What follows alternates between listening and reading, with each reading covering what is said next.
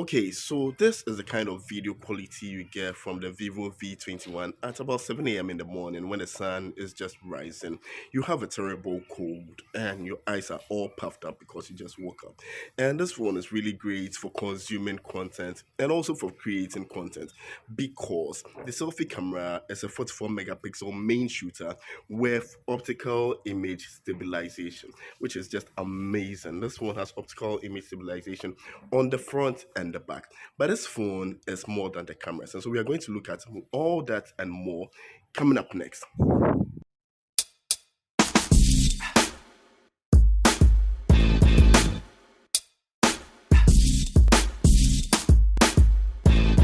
Finally, a good phone for content creators on TikTok. This is the Vivo V21, the successor to last year's Vivo V20. On the outside, the Vivo V21 has the same form factor as the Vivo V20, except this phone is the most beautiful phone I've seen in my life, period. The back of this phone has all the colors of the rainbow, plus the slim flat design of the phone makes it easy to hold and a joy to operate. At the bottom, we have a USB-C port, a microphone, a speaker, and a SIM tray port. This phone has one of the neatest implementations of the SIM tray I've ever seen on any phone. So you can use two SIMs or one SIM and an expandable card. On the right hand side, we have the power button and the volume controls. The power button has a textured design to make it easy to identify even in the dark. At the back of the phone, we have the cameras, and the minimal design of the cameras plus the Vivo branding just complements the beautiful design of the phone. At the top, we have another microphone, which means that when you're making calls or recording videos, the audio quality is going to be super rich. Speaking of recording videos, let's talk about the cameras of the Vivo V21.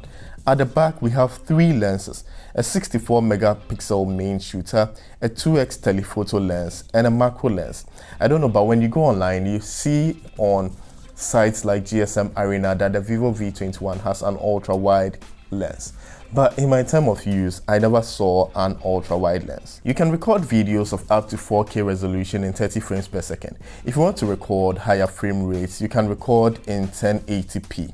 The main lens has optical image stabilization, which produces pretty smooth footage when recording your videos, but that works only for 1080p and lower resolution videos. On the front, this phone has optical image stabilization on the 44 megapixel selfie camera.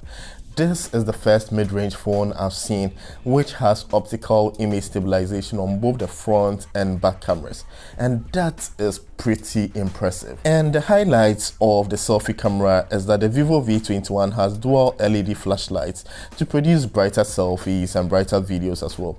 You can also record up to 4K on the selfie camera. However, the OIS only works on 1080p videos. Next, let's talk about the display. This phone has a 1080p AMOLED display with a 90Hz refresh rate. The screen is pretty vibrant, and the high refresh rate also makes the phone very responsive. There's an in-display fingerprint sensor which is very fast at unlocking your device. Plus, being an AMOLED display, you get always on display and lots of customization features from the operating system.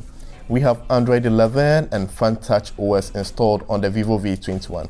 This is one phone which comes with as little bloatware as possible. It's close to stock Android than all the other phones I've reviewed this year.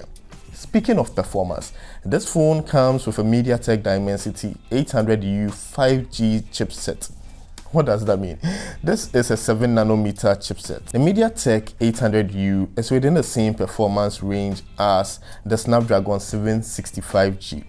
Popular phones with the Snapdragon 765G chipset are the Vivo V20 Pro, the LG Wing, the Google Pixel 5, and the Redmi K30 5G. All these were really amazing phones. So in terms of performance, the Vivo V21 is up there with the best of the mid-range devices released last year. All these phones are really good at performance and battery efficiency. That's the same place the Vivo V21 is. Really good performance, and you get 8 gigs of RAM and 128 gigs of storage. and it's battery efficient as well, though the battery is kind of small when compared to most mid-range devices of today.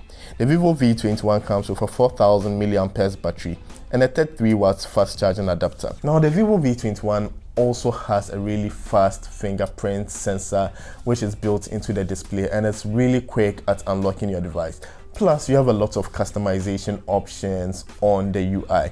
This one comes with Android 11 out of the box and comes with FunTouch OS 11.1, and it's pretty close to stock Android as possible. And you get a lot of customization options, even on how to unlock your device, the charging animation, the fingerprint animation, so many details. And it's a really beautiful, great experience of a phone to use. So if you're looking for a phone which has a very beautiful design, like you're going to stand out from the rest of your peers, and you want a phone which is fast, very responsive, has enough memory, has enough storage, looks good, works well, and has amazing cameras for vlogging or for creating content, then the Vivo V21 comes highly recommended. Thanks, Bibre.